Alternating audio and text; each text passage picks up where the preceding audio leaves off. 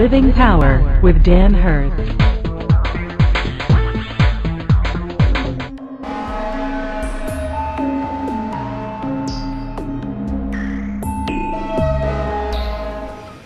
Let's take a look at how to identify the opposition in your life. There were three characters that are specifically mentioned. Now, there were others, there were people, there were groups and everything, but specifically Nehemiah focuses in on three, and those three represent some of the, in general, if you will, the opposition that comes against you in your life. The first one was Sanballat, and Sanballat, there's some question about who he was or what he did. Some have suggested that he was the governor of Samaria, and there is some evidence that he was. Others have written that he was just simply a political wannabe and was probably fairly connected within the political realm, but maybe didn't really have any political authority. We do know that he was a Moabite, that he was probably from the town of Horonaim, which was really just a dumpy little town. His daughter was married to the grandson of Eliashib, who was the high priest. Eliashib was the high priest at that time, and Sanballat's daughter was married to Eliashib's grandson. Now, the reason that's important is because Sanballat was not a Jew. And so here's evidence of this intermarriage that had been going on between the Jews and the other people in the area, which was something that God strictly forbidden. Sanballat's name, now this is interesting, his name is apparently a version of the Babylonian name Sin-Ubalit, which means, may sin give him life. It is a name that occurs a number of times in the history books relative to Nebuchadnezzar. And Sanballat represents the first element of opposition that comes against us in our life, and that is, sometimes our opposition comes from someone else's sin. Whatever their motivation may be, it's rooted in their sin. Sometimes the opposition in your life comes from other people's sin. You become the person who suffers because of somebody else's sin. That opposition comes into your life because of someone else's sin. Then there was the character named Tobiah. Tobiah was an Ammonite. So you have the Moabites, then you have the Ammonites that lived, basically next to each other. And he did have political position. He probably was the governor of Ammon, or at least a significant leader. He had married a Jewish woman, probably for political purposes.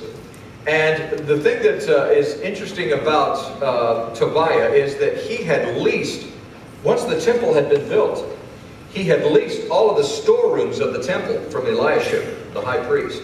Now the storerooms were to be used for storing all of the artifacts of the temple, and for storing all of the grain, and for all of those elements that were so sacred and such a big part of worship for the Jews. The storerooms played such an important part in that.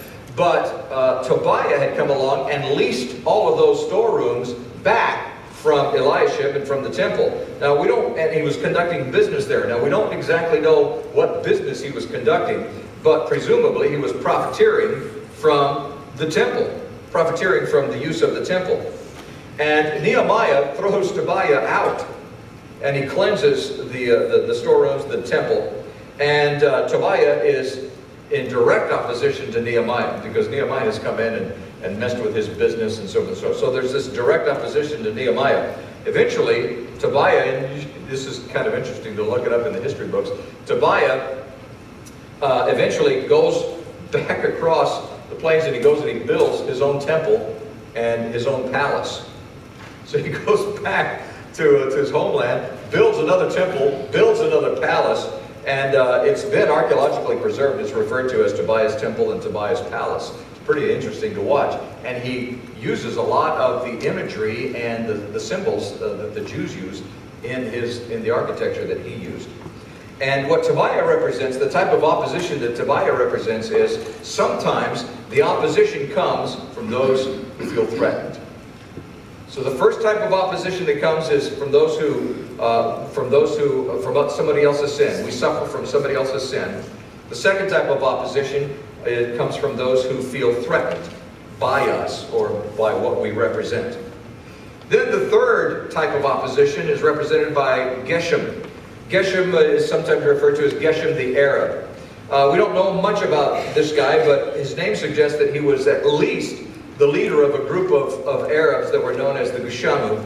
And it was a very large contingent in the area, or along the south of Jerusalem, the entire area along the south of Jerusalem, all the way over into Egypt and back over. And there is also some archaeological evidence that he was actually the king of Kedar, which was an Arabian kingdom that stretched all the way over to the borders of Egypt. So he was apparently some big whoop leader with this Arab contingency in the area. And the type of opposition that he represents is opposition that comes from those who are conflicted by our beliefs and values. Opposition by those who are conflicted by our beliefs and values.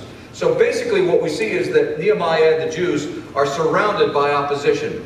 Sanballat is to the north, Tobiah is over to the east, and then Geshem is in the south. And of course, the west is the Mediterranean. So Jerusalem and Nehemiah is surrounded by opposition.